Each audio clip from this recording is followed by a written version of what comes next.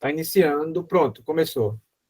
Bem, pessoal, é com grande prazer, uma grande honra a gente ter hoje um conferencista do quilate do João José, que é um grande estudioso da neurologia, particularmente das cefaleias, e que vai nos brindar com esse assunto fascinante dentro de uma temática que por si só já é fascinante, que é a enxaqueca. João José é um dos pioneiros da neurologia moderna no Nordeste, um dos criadores do Serviço de Neurologia do Hospital Geral de Fortaleza, que eu tive a oportunidade de conhecer recentemente e fiquei realmente impressionado, esse é o termo correto, com a qualidade e a grandiosidade do serviço. Então, João, parabéns por uma obra tão importante para o progresso da neurologia no nosso meio. Sem mais, João, a palavra é sua. Fique inteiramente à vontade e aborde o assunto da maneira que você achar mais conveniente. Pediria que todos desligassem os microfones, exceto, obviamente, o próprio João. Bom, Fernando, eu queria primeiro agradecer pelo convite, né, para estar aqui, parabenizar você por essa iniciativa em que frequentemente você promove esses encontros em que discutem temas neurológicos relevantes, e fico muito feliz e honrado de ter sido convidado e obviamente que aceitei de pronto estar aqui, eu fico mais feliz ainda de rever tantos amigos aqui, pessoas muito queridas. Então, na verdade, eu quero fazer provocações. Eu não quero, eu não queria que isso fosse uma aula. Eu quero que isso sejam provocações, e acho que o mais rico de tudo vai ser a discussão a seguir. Então, a ideia é responder a seguinte pergunta: existe crise de enxaqueca sem aura e sem dor? E eu não tenho conflitos de interesse para essa apresentação. E eu queria, inicialmente, convidar todos para a gente ficar na mesma página, como se diz, né? Em relação à enxaqueca. Todos nós conhecemos a enxaqueca como uma cefaleia. É um tipo de cefaleia, né? Cefaleia primária. Está devidamente catalogada na ICHD-3, que é a terceira edição da International Headache Society, na classificação de cefaleias da Sociedade Internacional de Cefaleias, na terceira edição. E se a gente observa bem a classificação das cefaleias, os critérios diagnósticos de enxaqueca, enxaqueca sem aura, nós vimos que os itens A, B e C falam só de dor. O item D fala de sintomas acompanhantes da dor, náuseas e vômitos, foto e fono. Mas vejam que há uma especificidade com relação a um foco em relação à dor que o paciente sente. E só que essa classificação, se nós pegarmos só os critérios C e D, ela permite 126 combinações. Se a gente faz análise combinatória, né, dos critérios, em todas as suas possibilidades, elas produzem 126 fenótipos. Então, assim, para começar, e só falando de dor, nós estamos diante de uma condição que pode se apresentar de 126 formas diferentes, de acordo com a classificação da International Headache Society. É uma condição com uma base genética já muito bem documentada, e vocês vejam que esse trabalho, publicado na Headache em 2017, já mostra 38 locos associados. Em 2018 já eram 42, e vejam que essa figura é muito interessante, é desse artigo, e ele mostra talvez uma explicação por que muitos das comorbidades da enxaqueca com outras doenças vasculares, por exemplo, é que a enxaqueca ela compartilha locos genéticos com doenças, com função vascular. Isso provavelmente explique por que pacientes, por exemplo, com enxaqueca, têm mais doença vascular, cerebrovascular, do que os pacientes que não têm enxaqueca, sobretudo enxaqueca com aura. Mas vejam que esse número, ele muda e sobe para 126 nesse trabalho publicado esse ano, em que 102 mil casos de enxaqueca, analisando esses 122 mil casos, eles identificaram 126 locos como cromossômicos associados à enxaqueca. Então, é uma dor, é uma cefaleia primária, com critérios bem definidos na International Headache Society, que permite uma série de variações em sua apresentação e que é poligênica, 123 locos cromossômicos identificados. Então, vocês imaginam, desde já a gente fica... não pode ser só dor uma doença dessa, não pode ter só dor uma doença dessa, não é? Mas, evoluindo, o que a gente sabe? Desde sempre, ou pelo menos nos últimos estudos, a depressão alastrante descrita pelo professor Aristide Briand, que é aquela onda de despolarização neuronal e glial que se propaga pelo córtex e é seguida por supressão da atividade neuronal, parece ser a melhor explicação para a aura. Esse estudo da Radicane, em 2001, pela primeira vez demonstrou um fenômeno semelhante em humanos. Estudando 5 crises de enxaqueca com aura visual, usando ressonância magnética funcional e imagens com contraste bold, ela estudou 5 crises, 2 provocadas e 3 espontâneas. Nenhum desses pacientes estava em profilaxia ou havia tomado qualquer medicação para a crise de enxaqueca na última semana, na entrada do estudo. Vejam que as imagens demonstram eventos corticais na região occipital que se assemelham à depressão alastrante, pois uma hiperemia cortical inicial, com duração e velocidade características da depressão alastrante, é seguida por hipoperfusão e, na sequência, recuperação ao nível médio da linha de base e da ativação conduzida pelo estímulo. Em outro comportamento semelhante à depressão alastrante, a propagação dessa onda não cruzou sulcos proeminentes, como, por exemplo, o sulco parieto-occipital.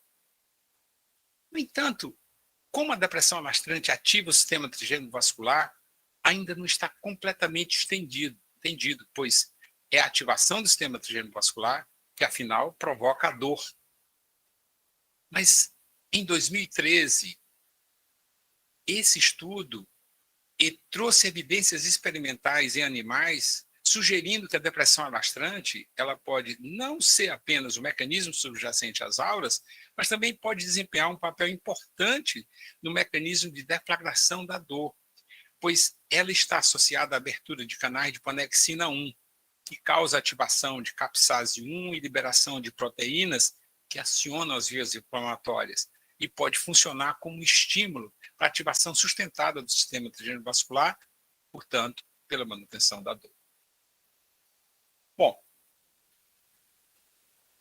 até aqui eu falei do que se propaga comumente quando se fala de enxaqueca. Quando se fala de enxaqueca, se fala de dor. Existe uma classificação que permite 126 fenótipos. É uma doença poligênica, com já 123 locos cromossômicos identificados, e provavelmente agora nós temos mais locos cromossômicos identificados. Mas o que nós temos no mundo real? Como o Fernando falou, quando pensamos em ser neurologistas, uma das cenas que nos ocorre é atender um paciente com dor de cabeça. O que ocorre no mundo real? Vamos falar da Diana. A Diana é uma professora de 28 anos que me procurou pelo seguinte motivo. Ela veio ao consultório por cefaleias recorrentes que têm as mesmas características desde a adolescência e se tornaram mais intensas e mais frequentes nos últimos 5 anos e no dia da primeira consulta, naqueles meses, o padrão era de 10 a 14 dias de dor no mês. Ela descrevia a dor da seguinte forma. Ela disse que a dor ela dura em média num dia, 24 horas, um pouco mais. Ela é bilateral, mas tem um predomínio que alterna a direita e a esquerda. Inicia em peso, pressão e evolui por um caráter pulsátil, quando mais intensa ou aos esforços. Inicia com a intensidade leve, mas evolui para moderada a intensa em cerca de 2 horas. Não piora com esforços físicos, não se acompanha por náuseas e vômitos ou sinais desautonômicos, mas ela apresenta uma fotofonofobia moderadas, de moderada para intensa durante as crises. Como comorbidade, ela preenchia critérios para transtorno de ansiedade e depressão maior leve. O exame físico e neurológico dela foram absolutamente normais e a paciente já tinha passado por outros médicos e me trouxe uma ressonância magnética de 3 teslas muito bem feita e exames laboratoriais absolutamente normais. O que é muito interessante é que, espontaneamente, ela não falou de outros sintomas que acompanhavam as suas crises. E isso é uma coisa importante para a gente observar ao atender esses pacientes.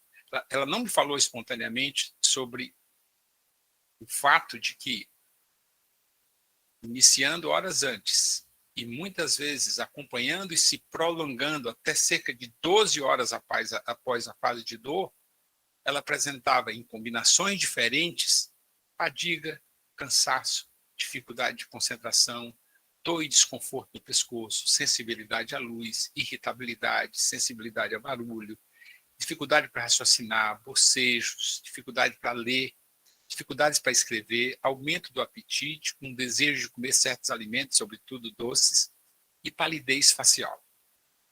Eu faço de forma proativa esse questionário com todas as minhas pacientes.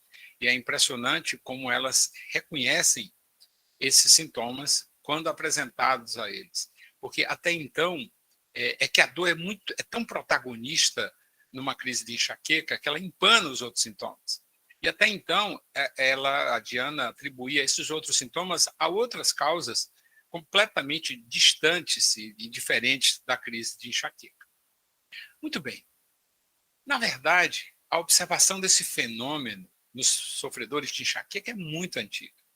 Há cerca de 130 anos, Gowers já escrevia no capítulo sobre enxaqueca do seu livro Disease of the Nervous Systems que, em alguns pacientes apresentavam sintomas que ele chamou de premonitórios antes da dor. Há 32 anos atrás, o professor Jonathan Blow, o inglês da City of London Headache Clinic, falava dos sintomas prodrômicos distintos da aura. E falava de irritabilidade, falava de avidez por certos alimentos, sede, bocejos. O Bloch já falava isso há 32 anos atrás. E, em 1992, há exatos 30 anos, publicou nesse artigo do Lancet aquela figura clássica em que ele fala das fases de enxaqueca, enfatizando os sintomas não dolorosos que antecedem, acompanham e sucedem a fase de dor. É como se ele dissesse, pessoal, quando se fala de enxaqueca, só se fala de dor. Mas a enxaqueca não. A enxaqueca tem outros sintomas que não a dor, que muitas vezes antecedem, acompanham e sucedem a dor.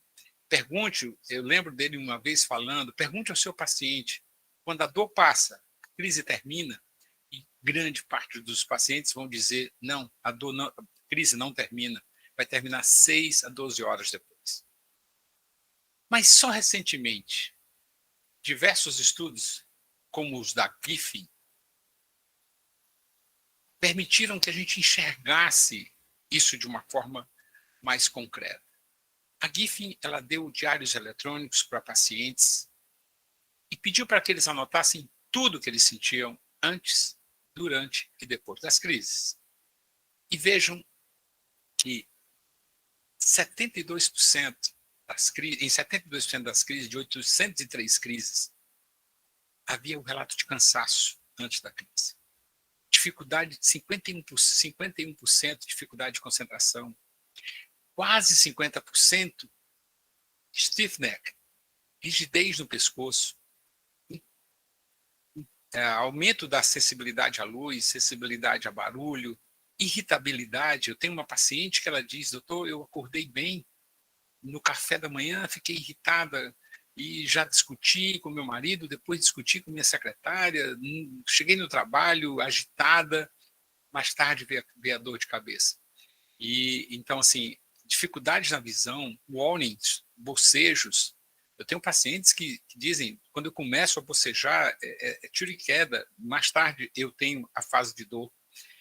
E uma coisa muito curiosa, o Maurice e o Péricles talvez lembrem desse caso. Eu tenho uma coleção de vídeos de pacientes que do ambulatório de cefaleia do Hospital Geral de Fortaleza, e eles assinavam um termo de autorizando, e nós filmávamos as entrevistas deles. E, mais ou menos, na época do trabalho da GIF, o seu Francisco, ele era um desses pacientes filmados. Eu perguntei como ele explicava a dor, e ele disse: doutor João, a minha dor de cabeça é do intestino. É do intestino.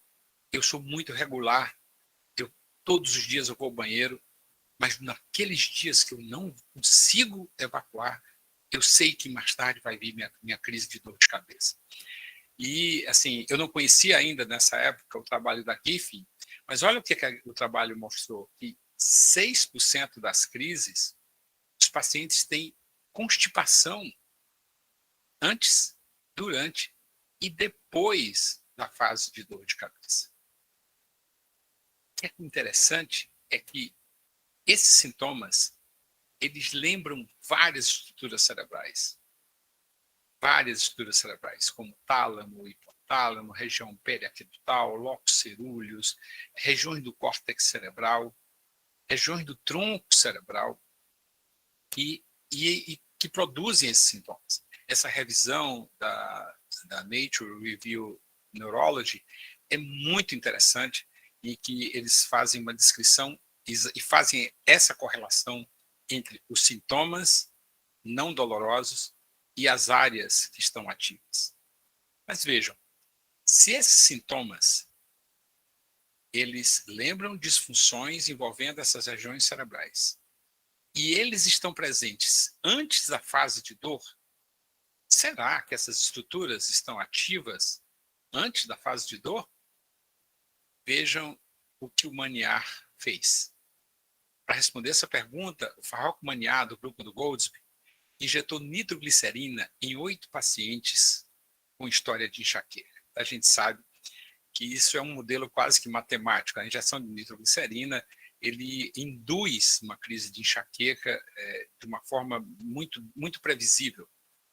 E esses pacientes, eles tinham relato que habitualmente apresentavam sintomas premonitórios. Então, ele pegou pacientes com sintomas premonitórios, que tinham sintomas premonitórios frequentes antes da fase de dor, injetou nitroglicerina para produzir uma crise de enxaqueca e, em seguida, usou o PET scan para medir o fluxo sanguíneo cerebral como um marcador de atividade neuronal. E olha o que eles viram. O que eles viram foi que, de fato, diversas áreas estão ativas antes da fase de dor. Há um nítido aumento do fluxo sanguíneo cerebral regional na fase premonitória, maior do que na linha de base na enxaqueca induzida pela nitroglicerina. Isso, inclusive, trouxe algumas críticas depois para esse trabalho, porque houve um questionamento se isso seria um efeito específico da nitroglicerina, mas eu quero já adiantar que estudos subsequentes que avaliaram os sintomas premonitórios em crises não provocadas e crises provocadas com nitroglicerina não viu nenhuma diferença entre esses sintomas. Bom, as imagens foram superpostas, em uma ressonância T1 de um dos pacientes. E observem à direita as ativações da região hipotalâmica posterior, da região cinzenta periaquedutal e do núcleo dorsal da ponte. Estruturas que podem, como a gente viu na figura anterior, explicar muitos dos sintomas premonitórios que esses pacientes apresentavam. Mas, para dar uma clareza maior a isso, até para entender como funciona o cérebro de uma pessoa com enxaqueca, durante 30 dias,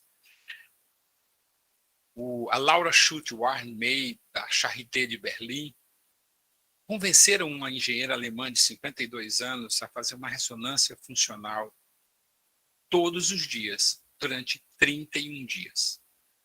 E nesse mês, essa paciente apresentou 3 crises de enxaqueca. Vejam que, apesar dela ter sido liberada para tratar as suas crises de enxaqueca, ela se absteve de tomar medicação nas 3 crises que apresentou no período, segundo ela, para não dificultar as análises.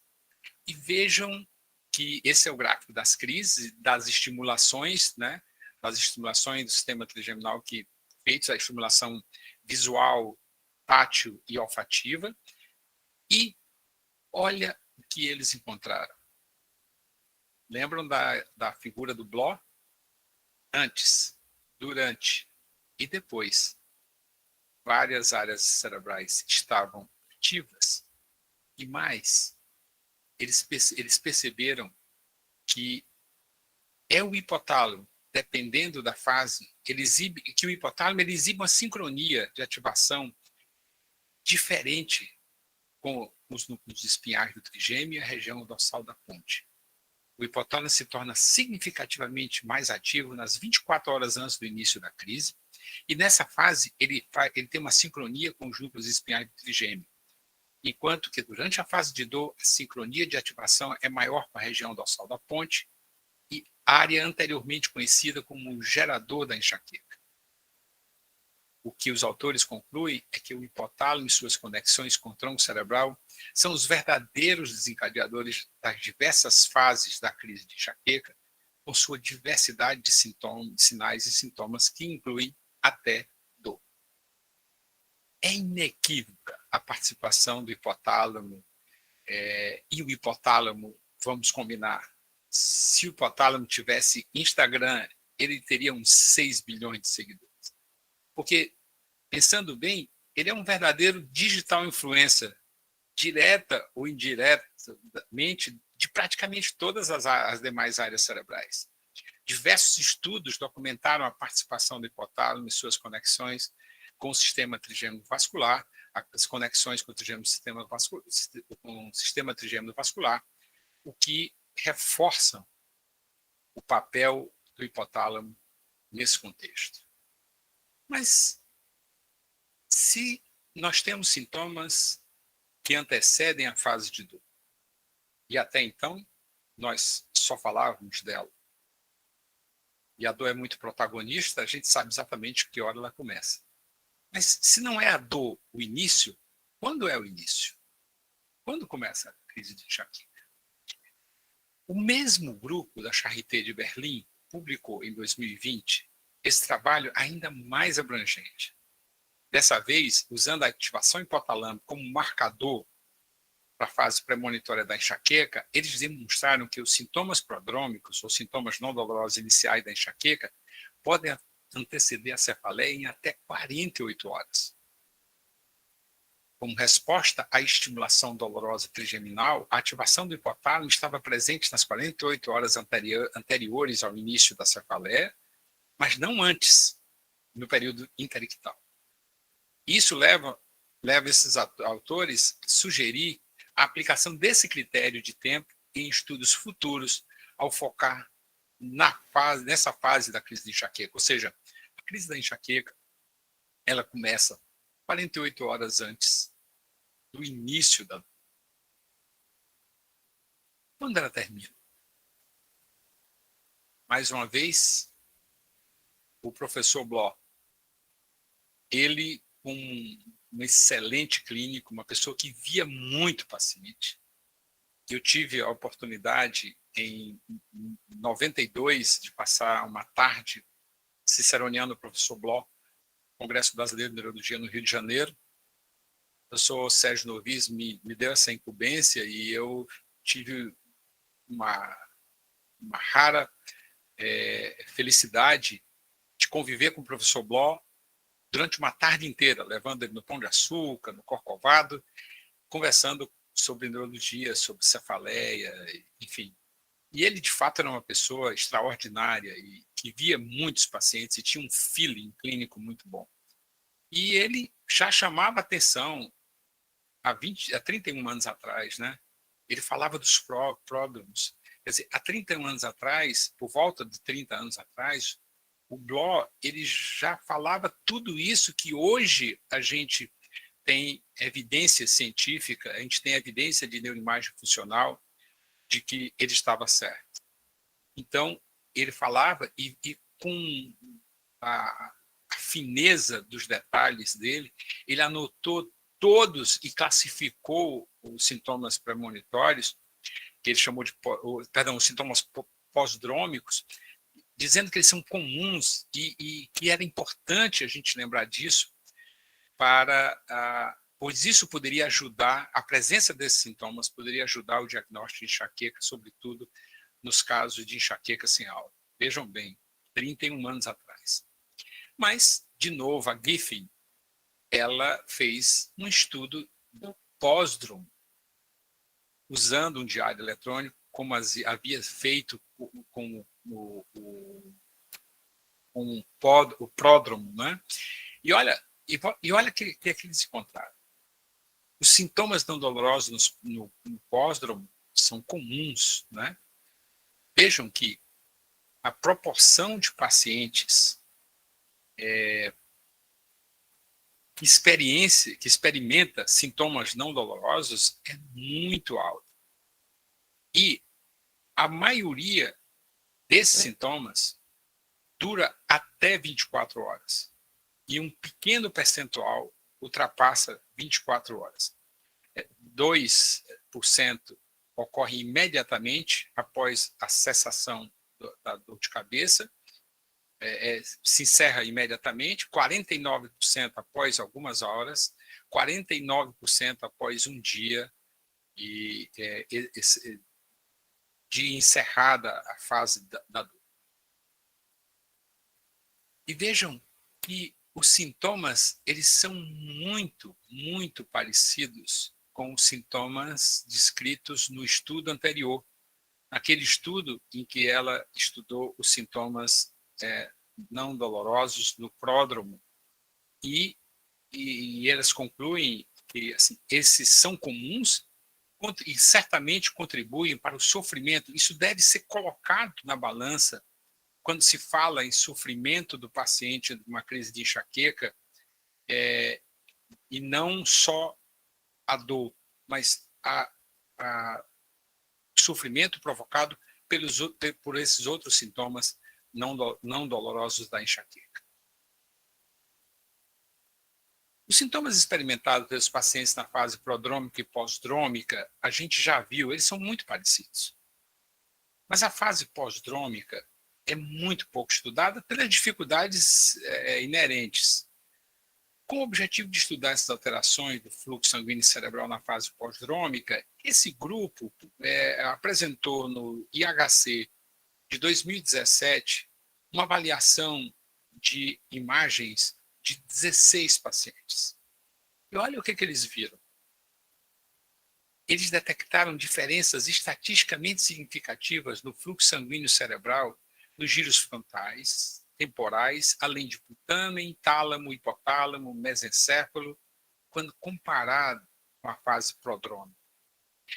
Isso sugere que talvez os processos envolvidos na fase pós-drômica possam ser diferentes daqueles envolvidos na fase inicial da crise de enxaqueca e estão associados a uma redução quase global do fluxo sanguíneo cerebral.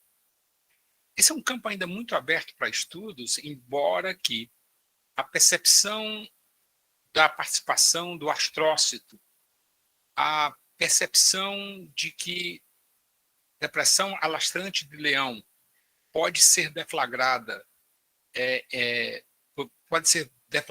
várias vezes em crises de enxaqueca, isso provavelmente poderia estar subjacente a essa diminuição do fluxo sanguíneo cerebral observada nesses estudos. Mas isso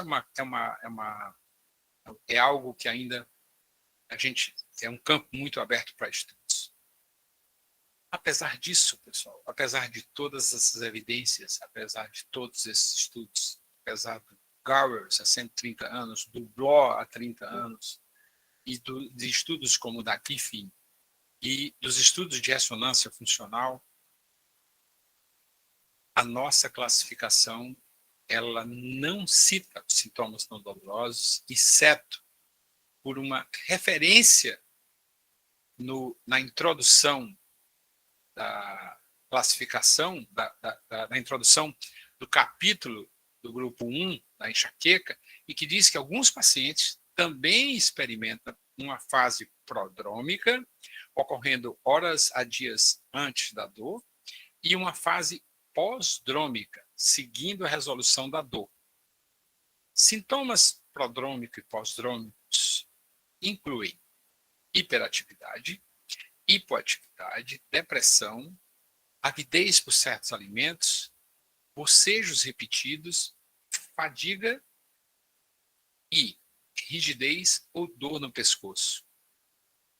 Mas isso fica na introdução e não se fala nada mais sobre isso nos critérios diagnósticos, por exemplo.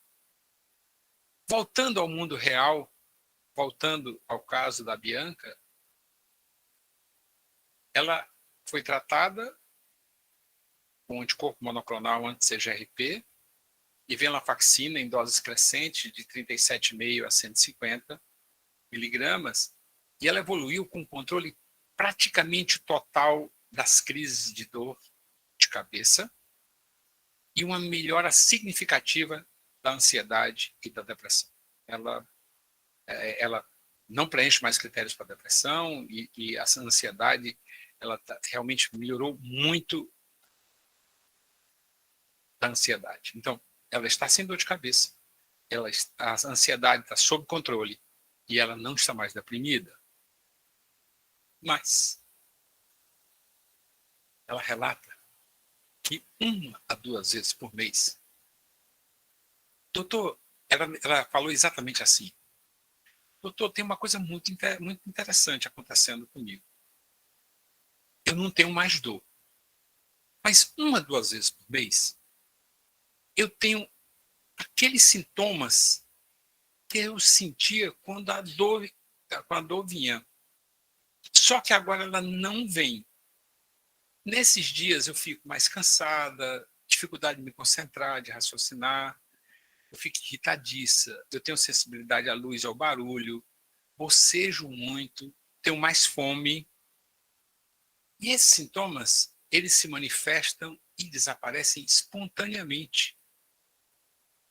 Mas o fato é que nesses 2 a 4 dias no mês em que ela fica assim, isso atrapalha o trabalho dela no doutorado que ela faz atualmente.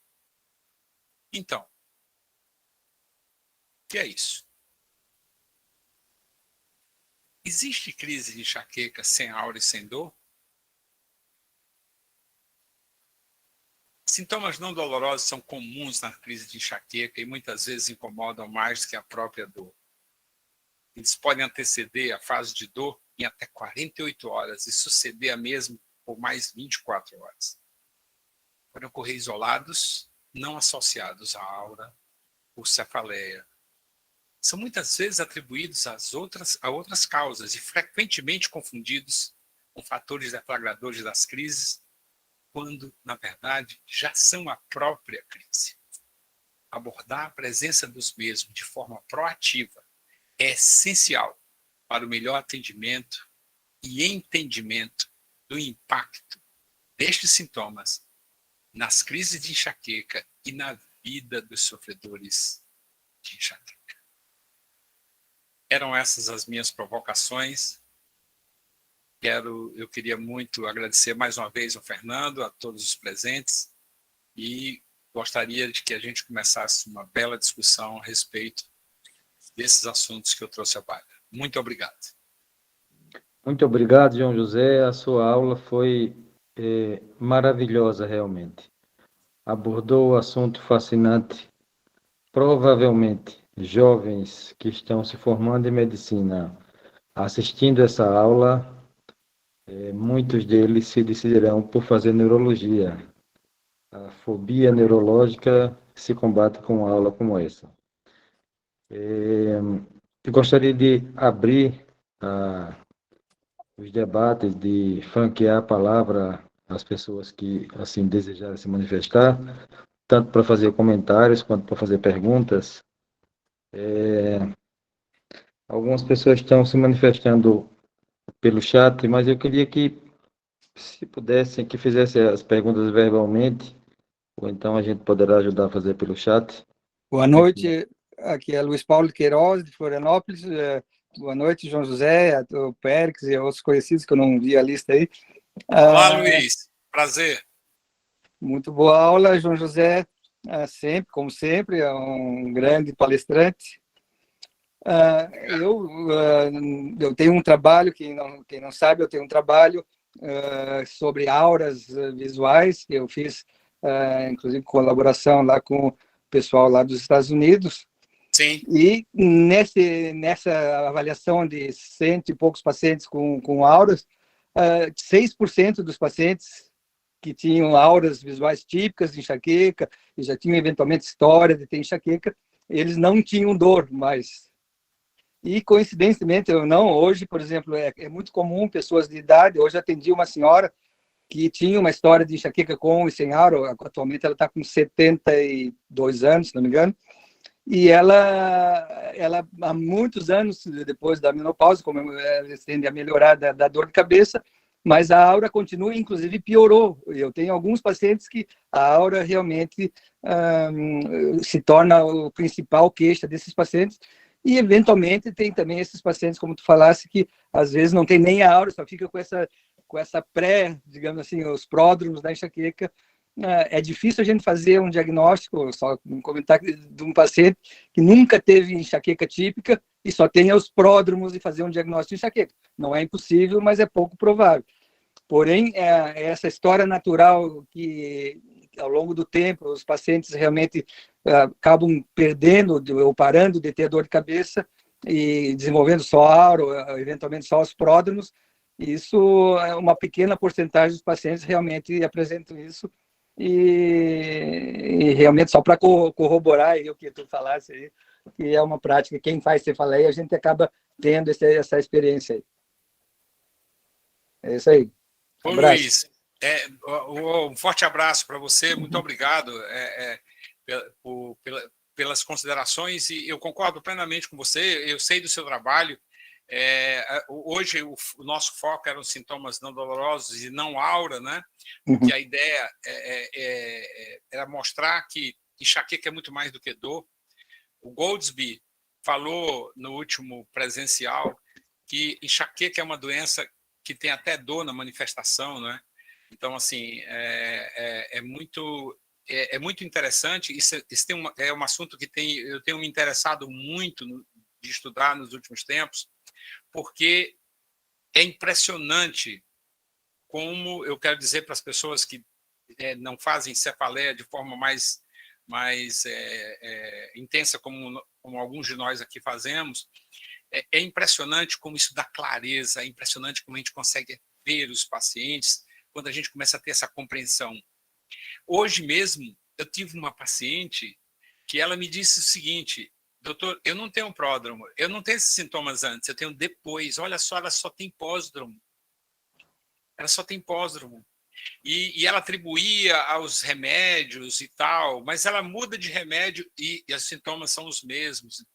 Entendeu? Então, olha que coisa curiosa. Essa senhora, ela não sente quase nada antes da fase de dor. Ela tem a fase de dor exuberante, com todos aqueles critérios diagnósticos, e depois que a fase de dor se resolve, ela tem vários desses sintomas, vistos, por exemplo, pela Giffen, nesse estudo que ela fez. Então, assim, olha, uma paciente que só tem pós-dromo, né? Então, assim, eu acho que eu estou muito excitado com essas percepções, né? E os estudos de neuroimagem, porque eles começam a mostrar que enxaqueca é uma doença múltipla, né, multifacetada, que não só tem dor de cabeça na sua manifestação, e que a gente precisa estar aberto para perceber a enxaqueca nessas outras circunstâncias. Será que, quando eu trato a dor de cabeça dos pacientes, e hoje se considera sucesso terapêutico, quando eu diminuo em 50% a frequência da dor, das crises de dor, será que isso é suficiente? Será que os pacientes que têm mais sintoma, todos nós temos a experiência do paciente que diz, doutor, esses outros sintomas são piores do que a dor. Tem muitos pacientes que referem isso. E muitas vezes eles não referem porque eles fazem ilações com outras coisas, com outras circunstâncias ao redor da crise, e isso tira a vinculação com a dor. Então, é muito importante que a gente seja proativo nessa abordagem, perguntando aos pacientes, né, se eles apresentam ou não isso, porque eu acho que isso vai fazer cada vez mais diferença, porque provavelmente a gente precisa mudar o target. Hoje a gente só pensa em remédios que passam a dor. Essa menina ficou sem dor com os novos remédios. Ela não tinha tido muito sucesso com os tratamentos clássicos anteriormente, mas com os anticorpos ela ficou muito bem da dor. Mas ela não está 100% legal, porque ela ainda apresenta 1 a 2 vezes por mês, 2 a 4 dias em que ela fica muito mal em relação isso atrapalha a atividade dela. Então, não só diminuir, passar a dor, deve ser o nosso objetivo. O que a gente vai fazer, alguém me perguntou aqui, acho que a Laura, quando os sintomas dolorosos iniciam, há alguma maneira de evitar? Para essa moça, eu fiz, como fiz já para algumas outras pacientes, domperidona. Tem um trabalho muito interessante mostrando em que eles fizeram domperidona, fizeram numa dose alta, mas assim, eu faço 10 miligramas 3 vezes ao dia e eu consegui abortar alguns desses sintomas que são essencialmente hipotalâmicos, utilizando a domperidona. Mas, obviamente, que isso é off-label e é uma coisa baseada em alguns poucos estudos. Mas a gente não tem ainda o que fazer com essa moça. Eu não sei o que fazer com essa moça. Assim, é até uma discussão que eu queria trazer para cá. O que a gente faz com essa moça? Ela continua tendo enxaqueca, mas a gente só tem remédio para a dor da enxaqueca. E para os outros sintomas, o que a gente faz? João, eu queria que você comentasse sobre os alimentos como desencadeadores das crises de enxaqueca. Até que ponto comer chocolate ou comer alguma outra coisa desse tipo é realmente o que desencadeia a crise, ou pode ser que essa vontade de comer chocolate já seja o início da crise, ou seja, talvez a gente esteja tomando a causa pela consequência. O que é que você acha disso? É exatamente isso, Fernando. Próximo ano, eu completo exatamente 40 anos que eu comecei o ambulatório de cefaleia no Hospital de Servidores do Estado do Rio de Janeiro, como residente de neuro. E Roberto lembra bem disso. E nas terças-feiras, nosso ambulatório às terças-feiras. E então, nesses anos todos, Fernando, eu nunca proibi meus pacientes de nada. Eu nunca falei sobre fatores deflagradores. Até porque nós fizemos um estudo em 2014 que nós observamos que a construção de modelos leigos ela atrasa a procura ao médico. E a maioria dos modelos leigos se apoia nos, entre aspas, fatores deflagradores. O que a gente vê com os estudos de neuroimagem, com esses estudos que eu mostrei aqui, é que, na verdade, você vai comer chocolate porque o teu hipotálamo está mandando. Você já está na crise de enxaqueca. Então, assim, eu vejo que há a possibilidade, se a gente pensar do ponto de vista da fisiopatologia, eu acho que há a possibilidade de fatores externos provocarem, alterarem a excitabilidade neuronal, enfim, e deflagrarem uma crise de enxaqueca. Eu acho que isso é possível, mas eu acho que na grande maioria das vezes o que ocorre é que a pessoa foi comer chocolate porque o hipotálamo mandou. Ele já estava ativo e ela estava na fase pré-dor da crise de enxaqueca. Como mais adiante veio a dor, essa relação ficou muito clara para ela, né? Isso termina um modelo leigo. É com base nisso que os pacientes vão criando modelos leigos, né? Minha dor de cabeça é de enxaqueca, minha dor de cabeça é da menstruação, minha dor de cabeça é de... E infelizmente, naquele nosso trabalho em 2014, nós mostramos que em 54% das vezes que essas pacientes procuram assistência primária, os médicos da assistência primária reforçam esses modelos leigos, dizendo que a enxaqueca é de comida, é de bebida, é de estresse, é de menstruação. E eu tenho uma frase que eu digo para todos os meus pacientes: enxaqueca é uma doença biológica, genética e hereditária. Só tem enxaqueca quem pode, né? Quem quer não.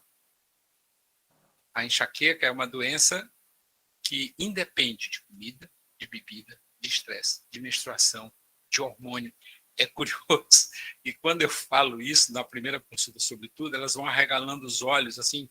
E uma delas chegou para mim e falou assim: o senhor fala diferente de todos os outros médicos, mas, assim, isso é uma crença verdadeira que eu tenho, Fernando. Eu acho que enxaqueca é uma doença autônoma. E a maioria dos chamados gatilhos ou fatores deflagradores, na verdade, são expressões da crise de enxaqueca ainda não conhecidas ainda e decorrente das ativações das estruturas cerebrais que a gente viu. Obrigado, João. Alguém mais quer se manifestar, perguntando, discutindo, sugerindo? Péricles, Morrice... Péricles quer falar. Tá sem som, Péricles. Ligue o som. Péricles, tá sem som. É um botãozinho embaixo no microfone. Embaixo. Não, eu estava clicando na tela aqui. João, muito obrigado pela apresentação. Muito bom. Você passou o recado. Eu acho que você chamou a atenção. Aliás, boa noite a todos. Luiz Paulo, que eu tô vendo, os demais que eu não estou vendo. Agradeço aí, Fernando, essa... Não é a sua... Seria uma insistência em tentar passar aulas boas, pessoas comprometidas com o assunto e difundir isso. Você não fez a primeira e a segunda, você já fez algumas vezes ou várias vezes. Parabéns pela persistência. João, eu acho que você passou muito bem esse recado, chamando atenção para aspectos que normalmente a gente não conversa sobre isso, não fala sobre isso, né? Agora, eu queria só perguntar para você uma coisinha, que é em relação a um pequeno detalhe. Quando eu atendia mais pessoas com enxaqueca, naquela nossa época de cursos pelo Brasil afora e tal, eu ouvia mais das mães dizer que o pródromo do filho era bocejo. Então, eu fiquei, talvez, com uma falsa impressão de que o bocejo seria o pródromo típico de uma criança, não de todas, mas de muitas, o pródromo de uma crise de enxaqueca. E você me fala que vários doentes seus têm bocejo e tal. Sim. Você continua vendo isso? É assim mesmo? Não só em crianças? Muito. Péricles, eu vou te dizer uma coisa. O primeiro impacto que eu tive desses estudos foi naquele congresso em Vancouver, em que eu fiquei maravilhado com esses estudos. Foi quando eu tomei conhecimento. Eles tinham acabado de ser publicados, o do Arne May e da Laura Schutt. O próprio Arne May mostrou, né? E aí eu fiquei impressionado e eu refiz a minha anamnese e eu passei a abordar isso. Cara, é impressionante, Périx, quando você começa a abordar de forma proativa isso, as pessoas começam a ver, e não é às vezes quando você aborda a primeira vez, é na segunda consulta. Doutor, eu estive observando aquilo que o senhor falou, olha, de fato, eu começo a bocejar, e aí eu tenho dor de cabeça. Uhum. Aliás, por falar nisso, eu falei com o Marco Antônio Arruda, que é um grande amigo, né, faz cefaleia em crianças lá em Ribeirão, porque nós estudamos os modelos explicativos dos leigos, né, dos leigos adultos, naquele trabalho em que as pessoas falam de estresse, de hormônio, de comida, de bebida, etc. E eu acho, a minha tese é que grande parte desses modelos explicativos vem das mães. Então, assim, quando a menina ou o menino começa a ter suas crises de enxaqueca no início da adolescência, a mãe diz, deve ser de comida, isso deve ser disso, deve ser daquilo, e a pessoa incorpora isso. E uma das coisas que eu queria fazer com a Arruda, isso ainda é um projeto nosso, e a gente vai fazer um dia, é a gente começar a ver nas enxaquecas, nas crianças que ele atende com enxaqueca, quais são os modelos das mães. Porque eu acho que vai bater muito com os modelos que a gente tem de adultos, porque eu acho que é das mães que a gente adquire muitos desses modelos e a gente vai perpetuando, passando para os filhos, etc. Fica meio que um modelo hereditário, né? E isso termina bloqueando a procura ao médico, né? Fernando, isso não tem tempo, não? A gente pode ir falando? Não, esse aqui, o nosso grupo é o grupo do conhecimento. Conhecimento sem qualquer amarra burocrática. Aliás, Péricles, obrigado pelo comentário. E eu queria lembrar você que o convite que eu fiz a você está mantido, apesar de você não ter podido. Então, no dia que você puder nos prestigiar, será uma honra. Mantido, Fernando, obrigado. Eu queria, mudando rapidamente de assunto, eu queria perguntar uma coisa ao João Zé, Fernando. É assim. Pois não. O João Zé e a todos que estão aqui presentes. Você vê um paciente idoso ter aura sem dor, não é de estranhar, todo mundo já viu.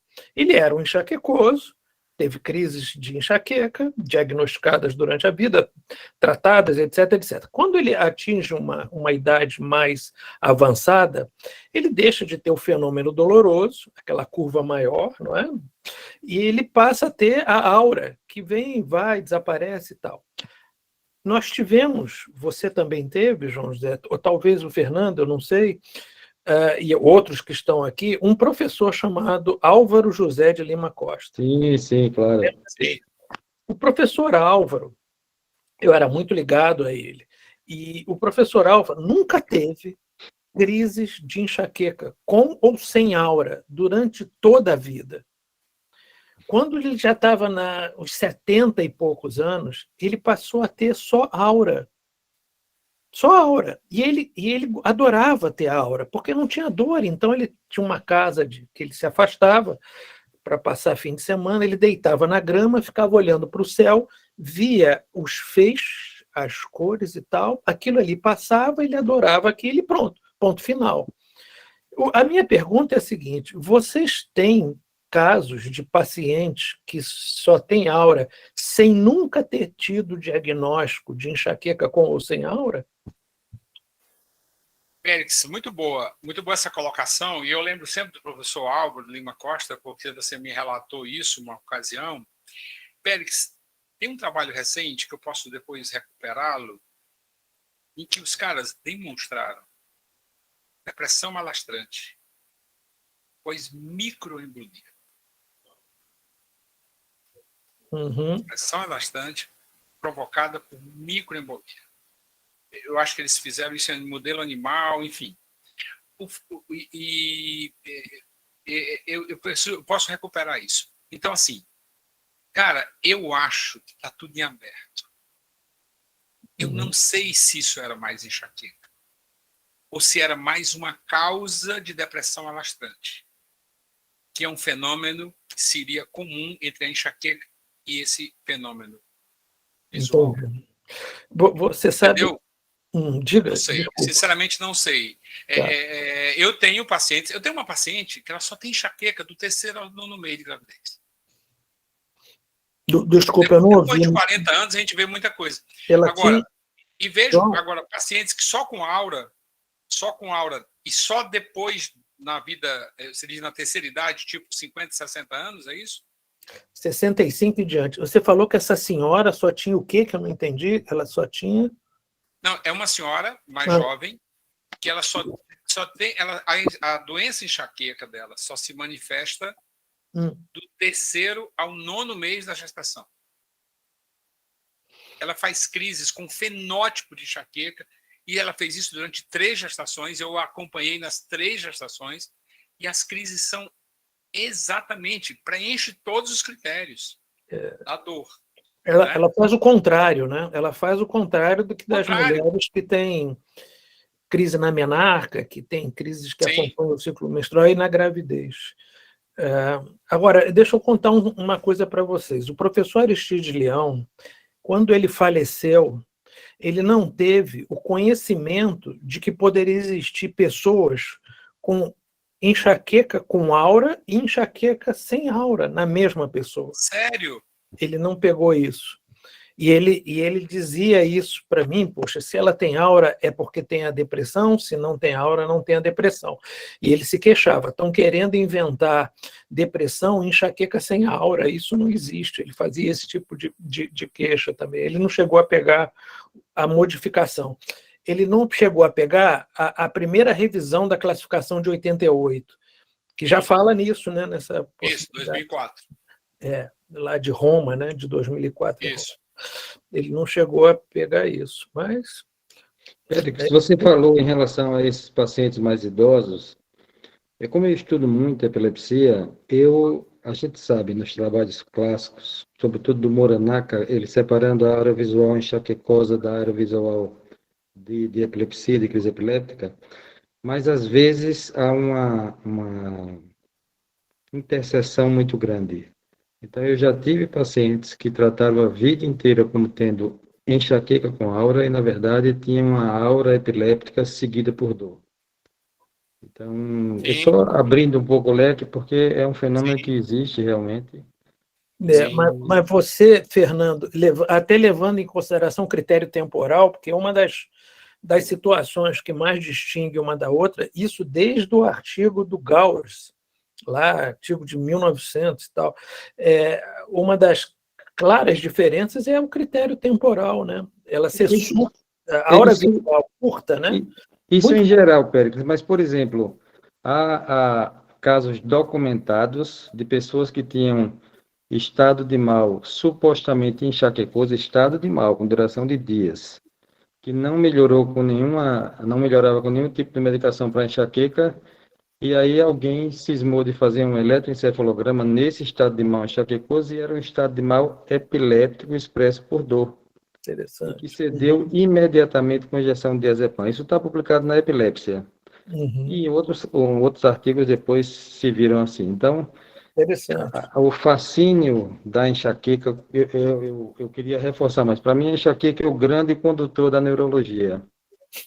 Se um estudante que tiver em dúvida do que fazer, assistir essa aula de João José, ele vai ser neurologista. Poxa vida, muito obrigado.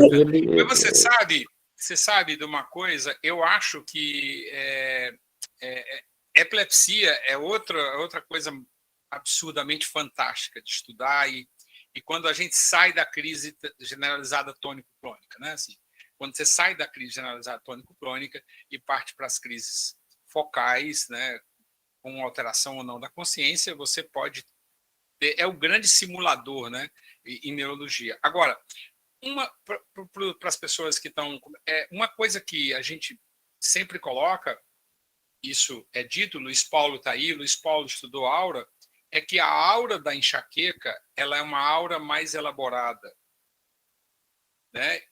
E a aura da epilepsia, a aura da epilepsia é uma aura mais elaborada, ao contrário. A aura da enxaqueca é uma aura menos elaborada, não é?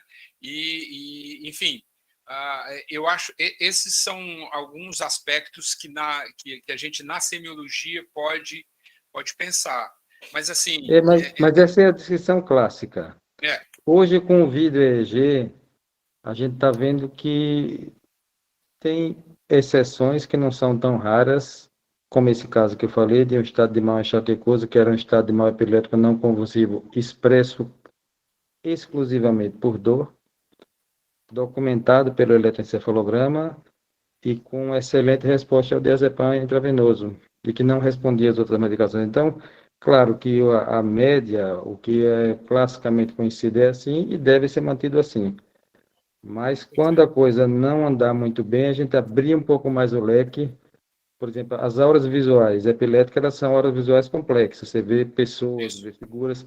E nas auras visuais enxaquecosas, você vê auras geométricas, coisas isso. mais elementares, digamos assim. É, Mas tem aura epiléptica muito curta, desculpa, muito longa, e eventualmente você pode ter uma aura enxaquecosa mais curta. Então, é. acho que Esse limite aí é um limite muito é, interessante, né? E que eu acho, você sabe o que eu acho, Fernando? Eu estou ultimamente na universidade um grupo de data science, né? Nós estamos estudando grande volume de dados para tirar algumas conclusões sobre performance estudantil. E isso tem me aberto uma série de perspectivas. Uma delas é a perspectiva de que talvez no futuro a gente tenha grandes bancos de dados e mecanismos de inteligência, algoritmos de inteligência artificial que possam nos auxiliar nesses casos que fogem da regra. Então, assim, na hora que você coloca lá os dados, esse algoritmo ele vai pegar um banco de dados de 2 milhões de pacientes e vai dizer, olha, tem 3 casos desses aqui na Inglaterra, tem 2 nos Estados Unidos, tem 3. Então, eu digo sempre assim, um caso raro que um neurologista vê uma vez na vida, no Brasil nós temos 8.000. Já que nós temos 8.000 neurologistas, né? Nós vamos ter pelo menos 8.000 casos. Só que quando a gente vê isoladamente, uma vez na vida, um caso, aquilo não vai dizer nada para a gente. Mas se isso compõe uma grande base de dados em que você tem o caso de fulano, o caso de ciclano e todos juntos, você vai ter, então, você vai começar a perceber, e eu acho que isso vai nos ajudar no futuro a trabalhar melhor esses limites que hoje são muito fluidos, né? São muito borrados. Uhum. Acho que o Oswaldo queria falar. O Oswaldo já levantou até um cartaz ali, com as coisas mas de cabeça para baixo. De cabeça para baixo. Aí não dá para ler o que é. tá sem som, Oswaldo.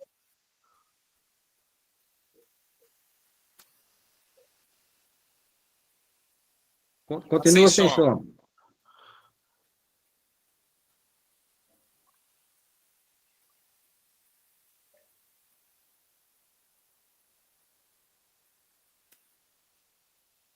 Aí ele vai botar o cartaz. Vai fazer a pergunta.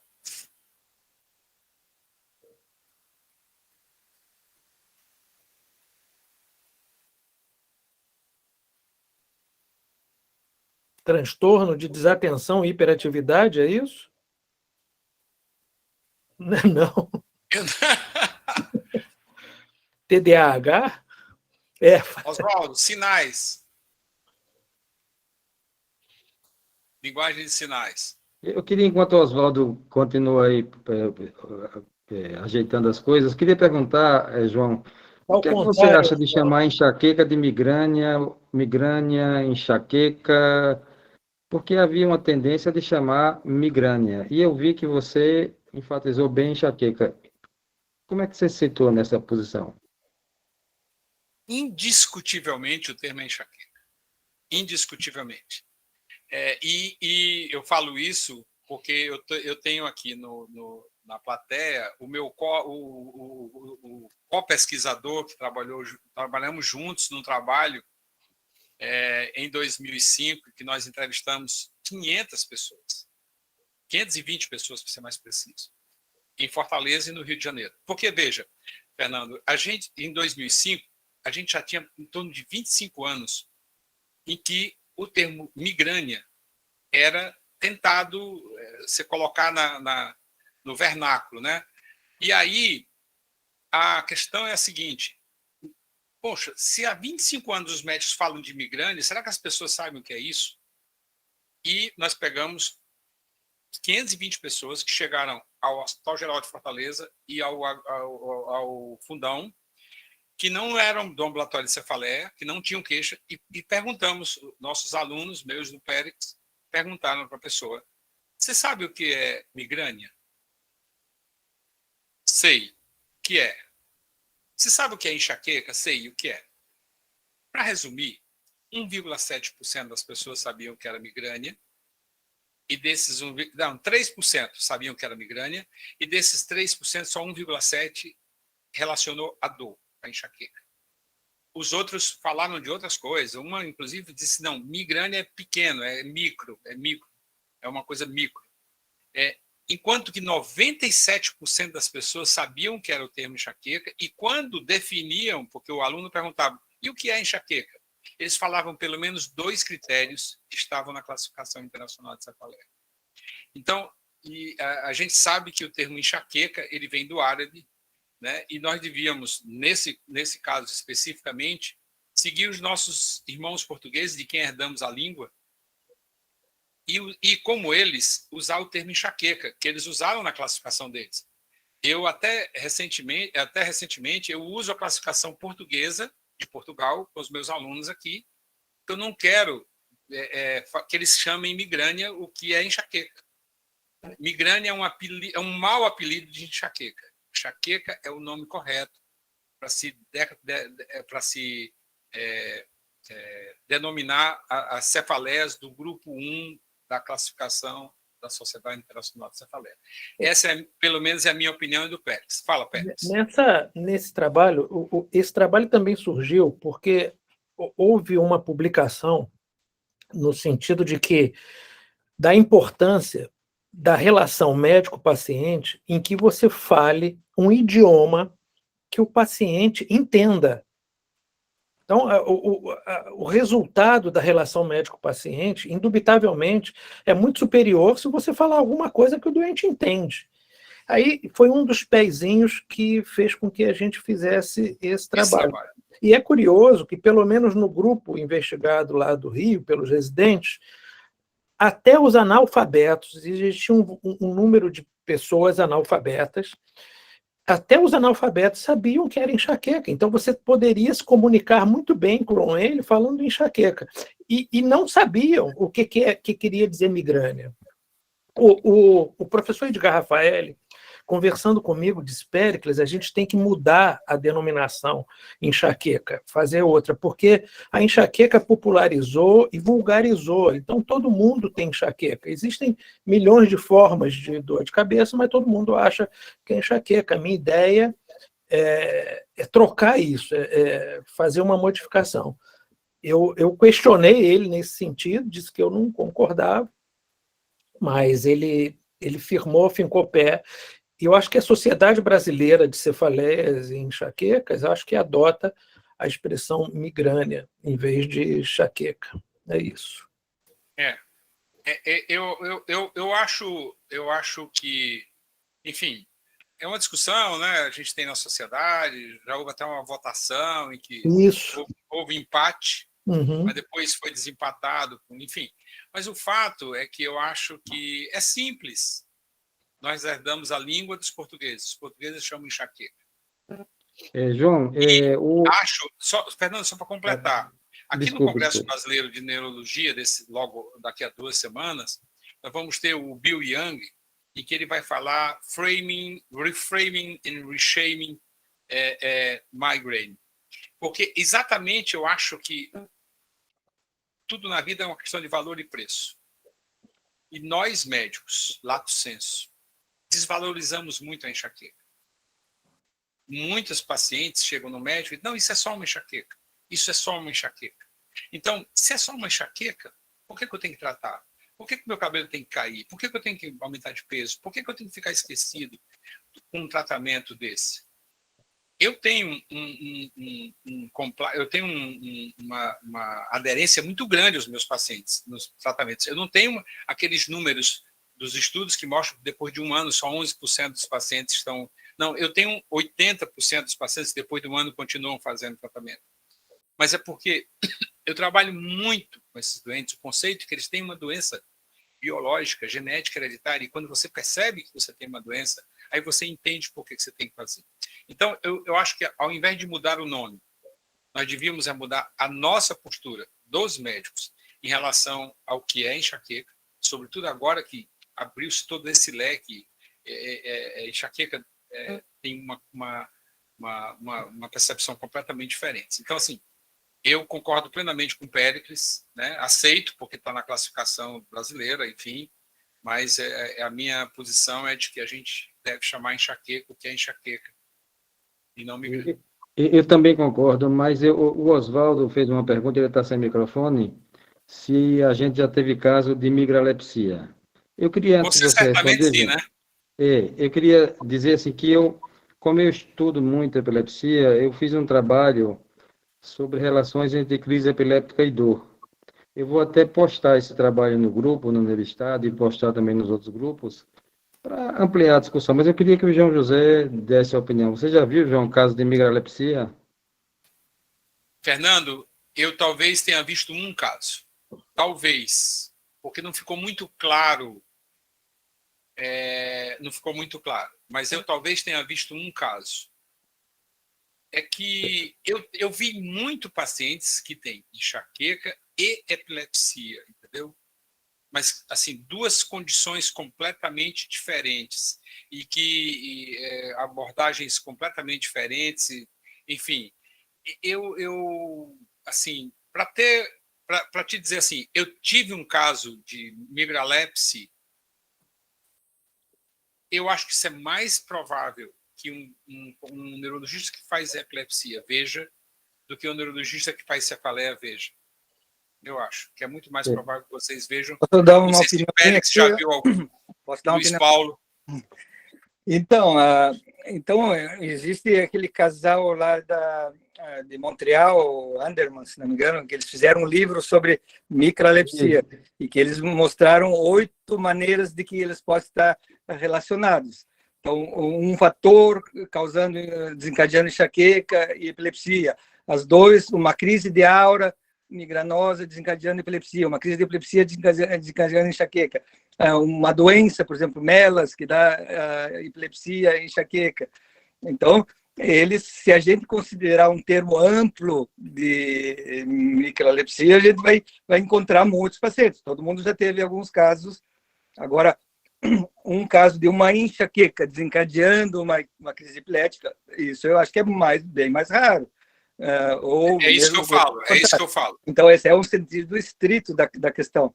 Agora, no sentido amplo, então, não sei se eu vi esse livro quando eu estava lá com o Rapoport há 25 anos atrás. Então, esse livro nunca mais, até já procurei, não encontrei. O Pérez, que é um historiador, não sei se ele tem esse livro, que é do casal Anderman. Não me lembro se era o casal Anderman, que era o casal de epileptologista lá de Montreal, da McGill. E eles têm um livro só sobre isso. É muito interessante que o Rapoport tinha lá quando eu estava lá nos Estados Unidos. Eu não tenho o livro. Aliás, eu acho que um artigo exatamente sobre migralepsia, que todo mundo devia ler com calma, é o artigo do Gowers. Esse artigo do Gowers, que fala pela primeira vez, eu não sei se era do Lancet ou do New England, não sei qual. No Lancet. É do Lancet? Pronto, esse artigo do Gowers é um artigo até um pouco calibroso, mas ele praticamente esgota o tema e vai um pouco à frente, porque ele vem até hoje, o que a gente está discutindo aqui, ele discute nesse artigo, aliás, com muita propriedade. São as características de uma e de outra, de uma condição e de outra. E se eu não me engano, foi ele que cunhou essa expressão, migralepsia, se eu não me engano. Eu estudei 304 pacientes sequencialmente do ambulatório. Eu identifiquei e reconheço que devia estar errado isso, provavelmente, 6% dos pacientes com migralepsia. Hoje o que a gente sabe é que provavelmente o paciente tinha o contrário. Ele tinha uma aura epiléptica interpretada como sendo uma aura enxaquecosa e uma cefaleia pós-ictal epilética, que pode ser uma cefaleia enxaquecosa. Eu até conheço um termo que não pegou, que seria epilepgrânia. Feio, seria feio o contrário. Mas há casos que são muito parecidos. Então, e naquela época, aliás, desculpe, também já se identificava, e aí com a questão do Pérez, com o professor Aristide Leão, que você pode ter migralepsia em crise de enxaqueca sem aura. Então, não é só, porque classicamente migralepsia é a aura enxaquecosa que desencadeia uma crise epiléptica. Então, esse é um assunto realmente fascinante. Quando a gente se dispõe a estudar, e o João José falou corretamente, a gente que estuda epilepsia tem condição de ver mais isso do que do que os colegas que estudam enxaqueca, mas é um assunto aberto e atualmente eu estou estudando relações de dor em geral com epilepsia, mas isso já é uma outra história. Mas é um assunto fascinante realmente, Oswaldo e Péricles e Luiz Paulo, João José. O Eu Roberto, vou postar esse artigo, o Roberto, enfim. Roberto quer falar. o Roberto ele está com o dedo congelado, assim, um tempão, querendo. Ninguém baixou. O Fernando, quando você essas reuniões com Cefaleia, você vê que os meninos são unidos, né? Eles vêm todos e daí ninguém fala mais, né? Só falam eles. Você tem que ter cuidado com isso, viu? É o único DC que você vê aí, tem 4, 5 deles aí, e todos falam em seguida. Até o Maurice veio dos Estados Unidos, eu acho que Até ele o saiu, Maurice, já queria pegar um voo. É E verdade. o Maurice vai aí, dar uma aula para a gente de depressão alastrante. Ele se comprometeu. O Pérez não se comprometeu, mas eu estou pressionando ele e eu acho que ele vai acabar aderindo aí. Ele tem uma aula excelente de depressão alastrante. Sim. Super boa, muito bom. Vai ser interessante.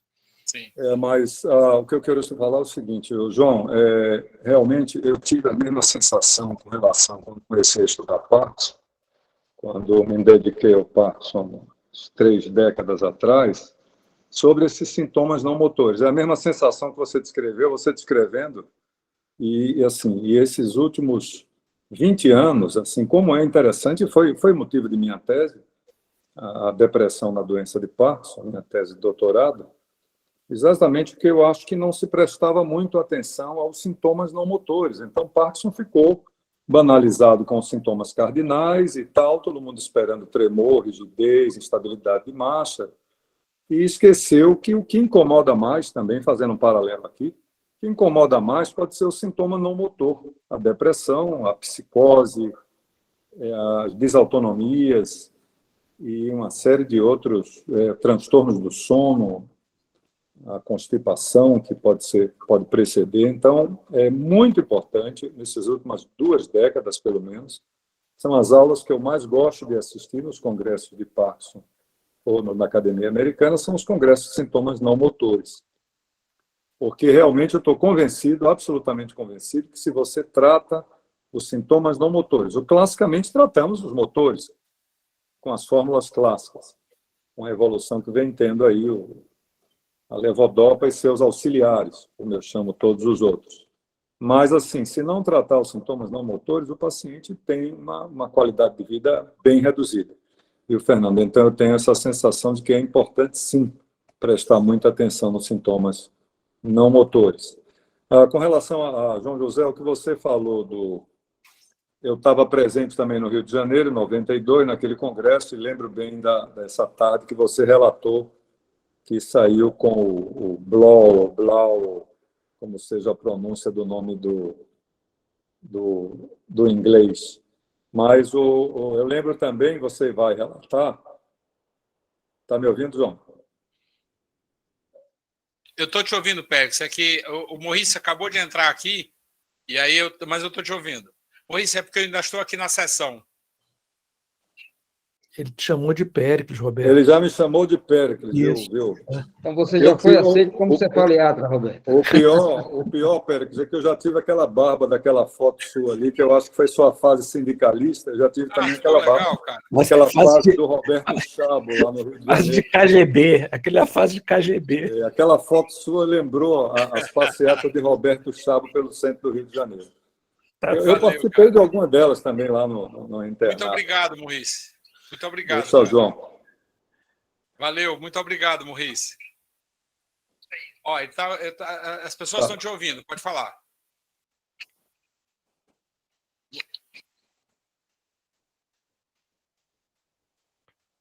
Pronto. Desculpa, é porque o Maurice está fazendo uma conexão e falando essa coisa que o Roberto falou, que o pessoal da João, você me chamou de Péricles, eu queria só lhe corrigir, viu? Eu sou Roberto César. Egípcio. Mas tudo bem. Pode ser, fazer parte do pósdromo ou do pródromo. Pródromo.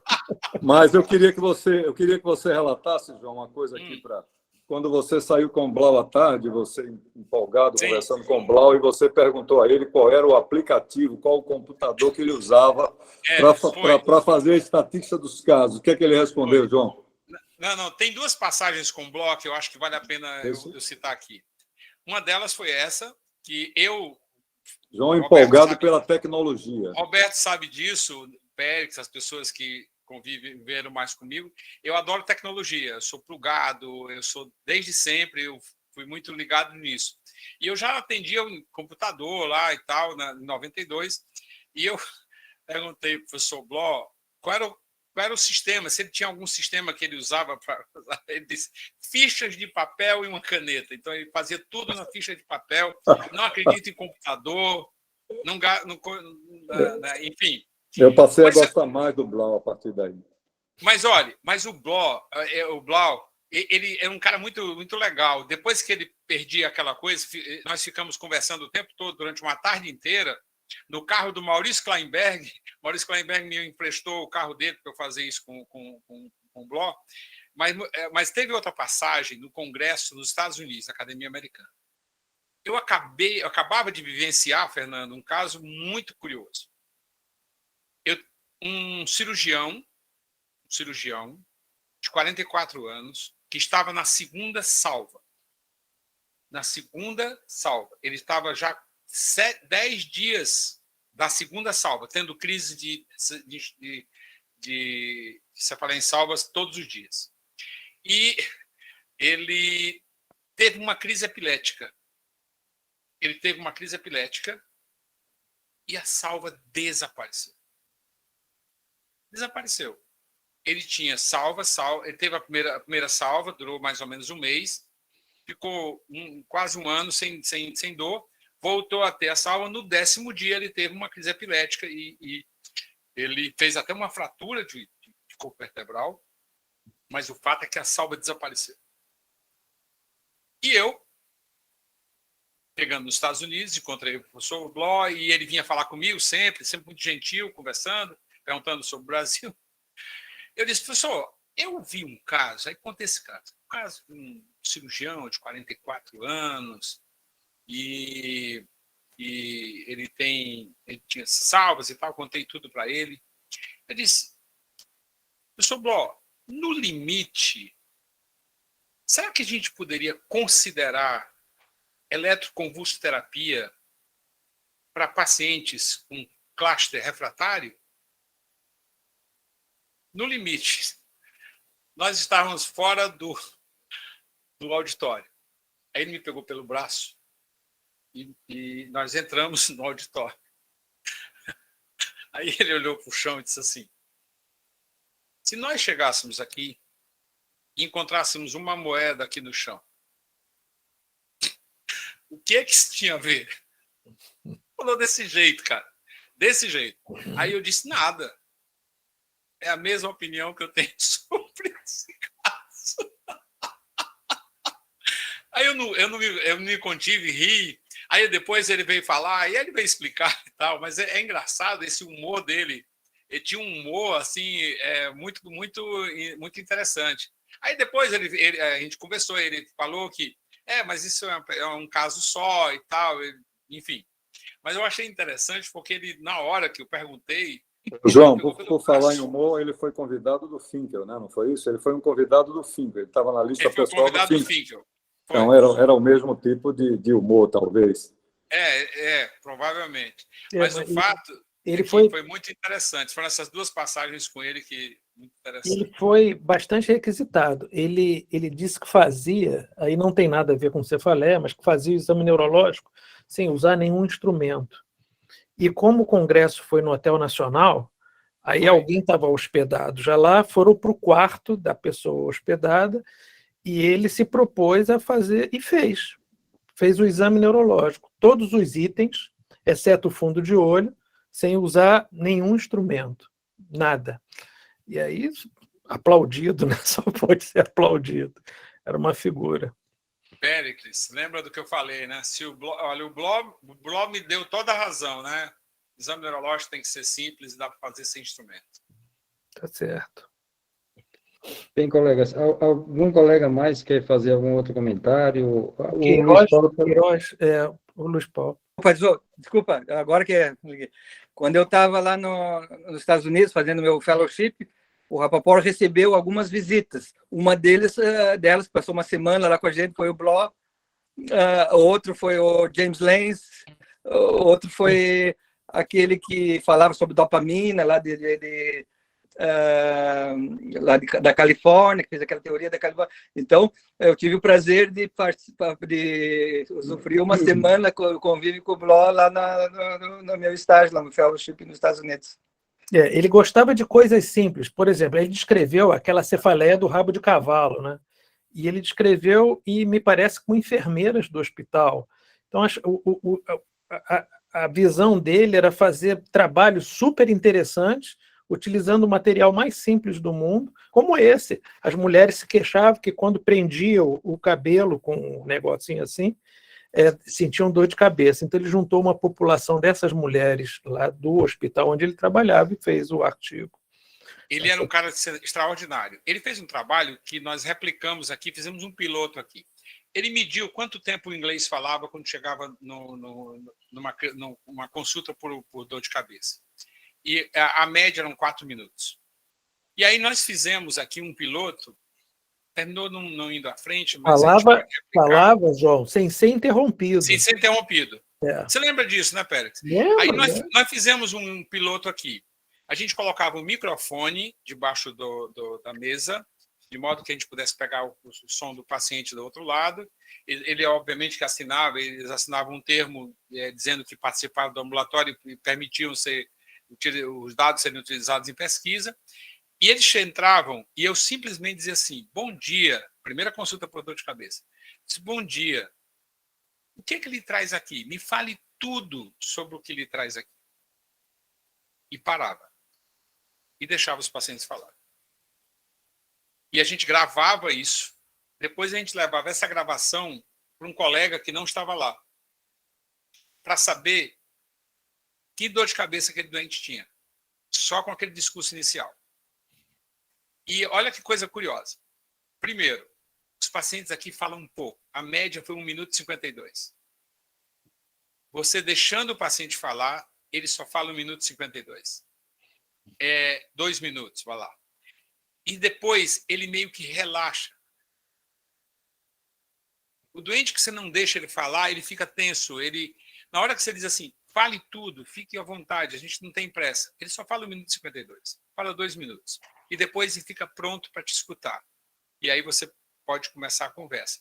E aí, quando nós colocamos esse material gravado e pedimos para um colega dizer qual era a dor de cabeça, o colega acertou em 80%. Dos 20 pacientes do projeto piloto, em 16 ele acertou, só com aquele discurso espontâneo.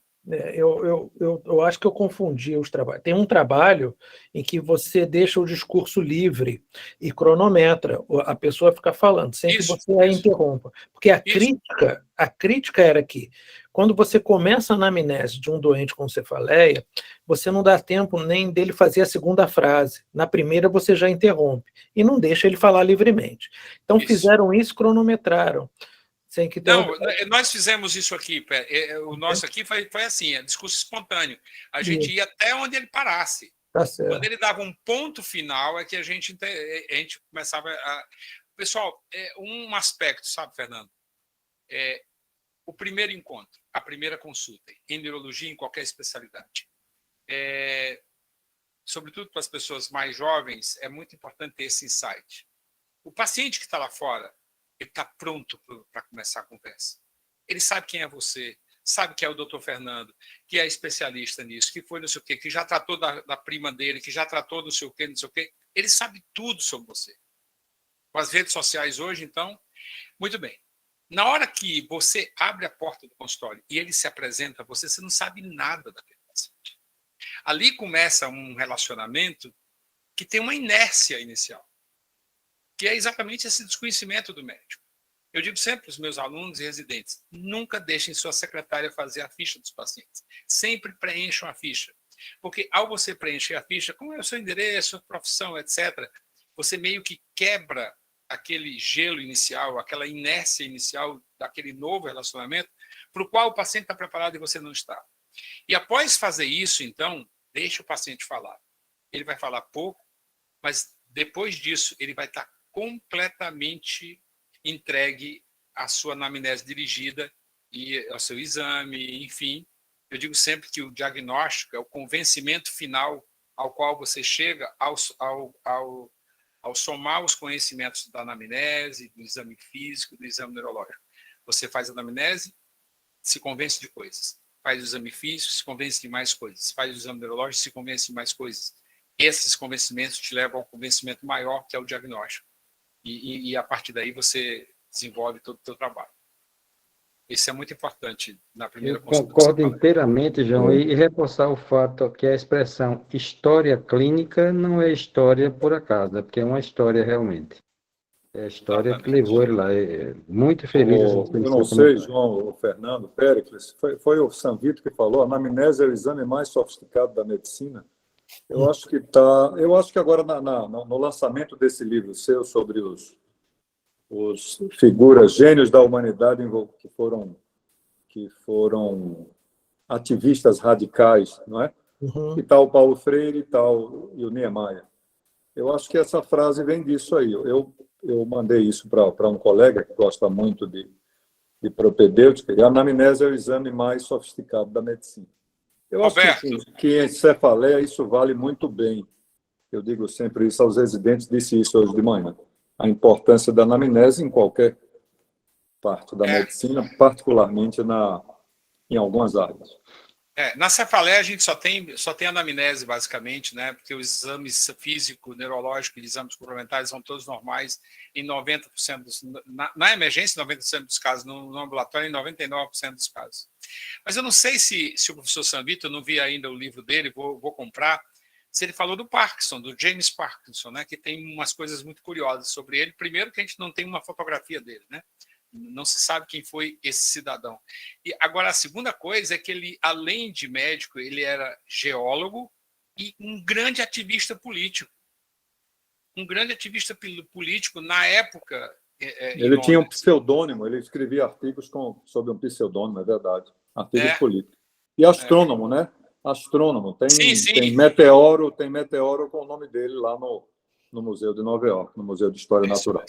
Ele não tem foto, mas ele tem a descrição de que era meio baixo. Você pensa ouve James Parkinson, você pensa em inglês magro e alto. Diz que ele era meio baixo, gordinho, de cabelo encaracolado. Só existe isso dele.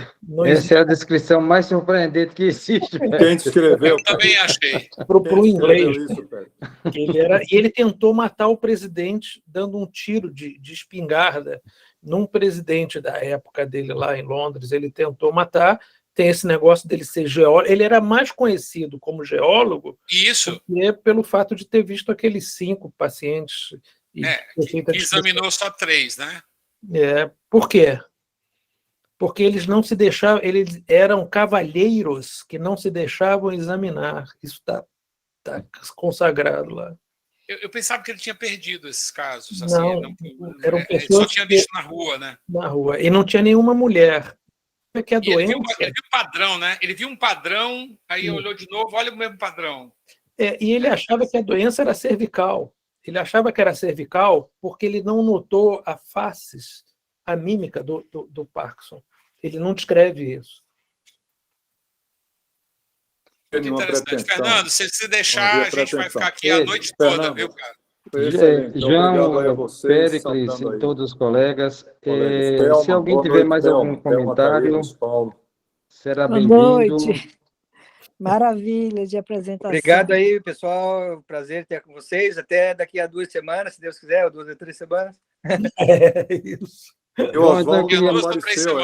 Eu queria mais uma vez agradecer a vocês, colegas que participaram, porque foi uma aula que ao final foi coparticipada, e dizer que essa foi uma das melhores aulas do grupo. Parabéns, muito obrigado. Eu estou orgulhoso do seu serviço, do serviço que vocês criaram no Hospital Geral de Fortaleza, que é um exemplo para o Nordeste e para todo o Brasil. Muito obrigado mais uma vez. Olha o Oswaldo aí, E boa noite a Oswaldo. todos. Olha o Oswaldo aí. Apareceu até Fortaleza. Tá. Vai Boa lá, noite. muito obrigado Boa a noite, todos. pessoal. Obrigado, Até Fernando. lá. Obrigado, Um abraço. João. Obrigado, João. Um abraço.